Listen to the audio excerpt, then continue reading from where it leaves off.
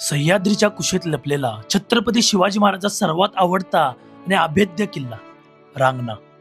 एकदा इथे गेला तर परत यावंच वाटणार नाही. बुधरगड तालुक्यातील सह्याद्रीच्या कुशीत वसलेला एक अद्भुत आणि तितकाच धोकादायक गड.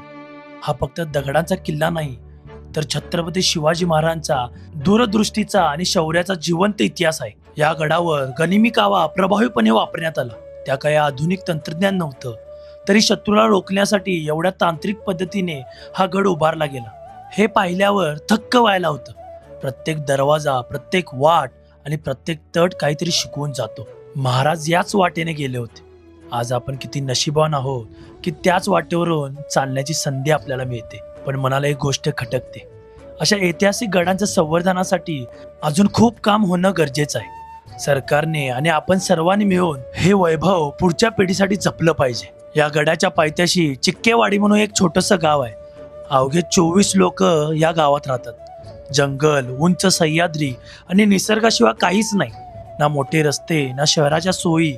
आजूबाजूला वन्य प्राणीही असतात, तरीही तिथली माणसं शांतपणे समाधानी आयुष्य जगतात.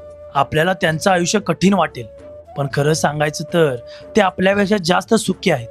नाही शहराची धावपळ, नाही प्रदूषण, नाही ताणतणाव, फक्त निसर्ग, शांतता आणि मनाला समाधान देणारी सह्याद्री. रांगणा गडावर उभं राहिल्यावर समोर पसरलेलं दुःख, कानात घुमणारी शांतता आणि इतिहासाचा दरारा, हे सगळं अनुभवताना मनात एकच भावना येते.